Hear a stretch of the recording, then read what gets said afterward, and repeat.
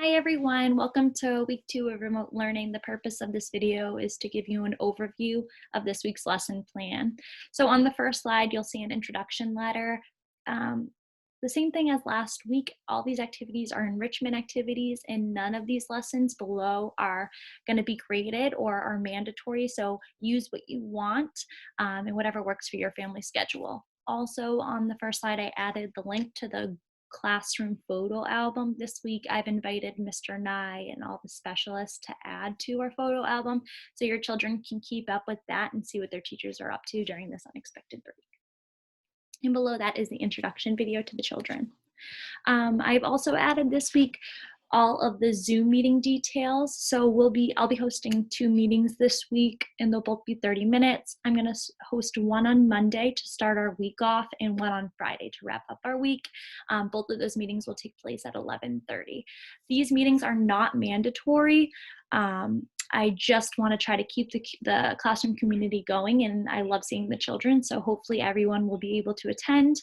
If your child cannot attend because they have an obligation or they don't have access to the computer because you're on a Skype meeting, just email me. I can send them the link because I'll be recording it so they can watch it at another time.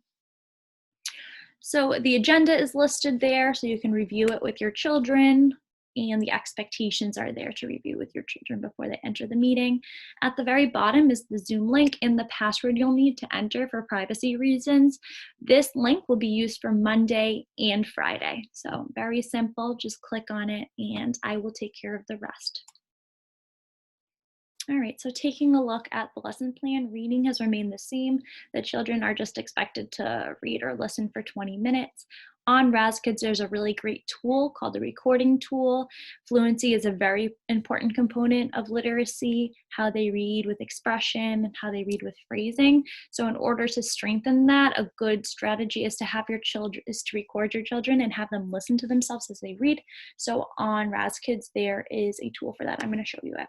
So when your child enters the reading room, they're going to see the screen that looks similar to this.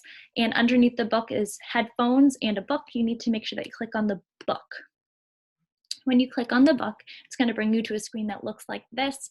If you look up above, there are different tools. One of them is recording. You can press on that. Your child just needs to press record and stop when they're done. And the great thing about this is I can listen to them from home through the website and I can give them feedback through email. So that is a great tool to use. Going back to the lesson plan, at the bottom of the reading lesson is a link. This link is for you to help support you and foster your child's independence for reading at home. So you can take a look at it. If you click on it, it's just a website full of resources for the parents to set up reading at home. This is the same. Daily 5 is something we use in the classroom. So it's the same way I introduced reading in our classroom, but there's some really great videos for you to watch to help put structure into your reading time at home. All right, going back. All right, talking about math now. So math is the same thing. We've gave you 2 games to choose from. And one thing that we added was Dreambox. We said for 10 minutes. If your child wants to play more or less, that's up to you. We're just recommending that they play at least 60 minutes weekly, but don't feel like or don't stress out. And you get down what you get done. So another thing is on Monday, we've put a toothpick challenge, and this is something that you don't need screen time for. So if you're trying to crack down on screen time or limit that, you can click on this, it will bring you down. So all you need for this activity is toothpicks, and you just basically build these structures and promote your child with this challenge of removing toothpicks to make different shapes. So something fun to do with the family that doesn't involve screen time.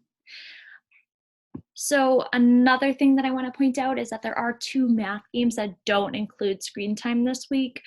Those 2 games are called Counters in a Cup is one, and then How Many Am I Missing is another. For both of these games, you do need a partner, but it's a great game. You don't need any screen time. It's something really nice to play with your child and talk about strategy. Those are my 2 favorite games. the whole entire curriculum. So for writing this week, we've changed up the different options they have, so your children can choose these different options. Start a writing journal. For phonics this week, the skill is reviewing words with digraphs, blends, and suffix S, and we have added some different activities for your children to do to switch it up. All of these activities don't involve screen time too, which is awesome. For science and social studies, we chose to do science again. This week, we tried to incorporate more hands-on activities to do. So this video right here is excellent. It is a video created by some Newton High School students, and it's some activities and experiments that all you need is all the household materials around you. So they're probably the materials for the experiment are things that you'll probably find in your house. So you can have your child watch that video, pick an experiment, and try it out. The written directions are in this PDF right here. So feel free to check that out. I also encourage the children to start a science journal where they can sketch and write down their observations. For Wednesday, there's a great brain pop video on camouflage, which has to do with our adaptation unit.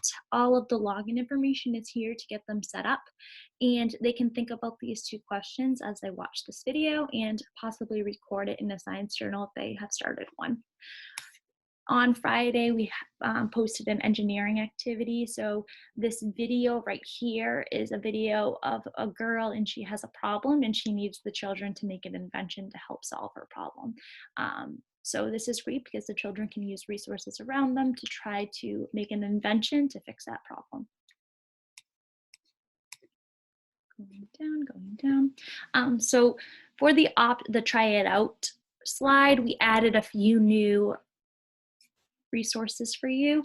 Flyleaf is really great. It's decodable books where your children can use their phonics skills to decode tricky words. I've also added at the bottom, Get Moving. I know that this week is going to be very rainy, so I wanted to give you some resources to get them moving and grooving.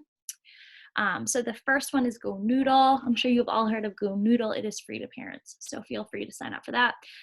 Below that is just one video. It's a YouTube video, but it's called Brain Gym, and it's proven to get the children's brain work. It's a good activity to do before you learn because it's proven to get their brain going in a very particular way that engages them in learning. And then below that is Fitness and Fluency, which is the movement break we did together as a class. The children love it. We do it often in the classroom, and that is free for parents until June, which is great.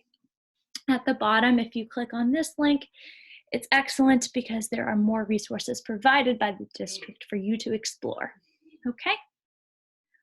And I believe that that is it. Make sure you check the specialist messages because they have changed from last week and Mr. Harper has added something. So please email me if you have any questions or concerns. I hope to see everyone at 11:30 on Monday, the 30th, for our weekly Zoom meeting. And please email me if you have any questions or anything I can help you with. Thank you and have a very lovely week with your family.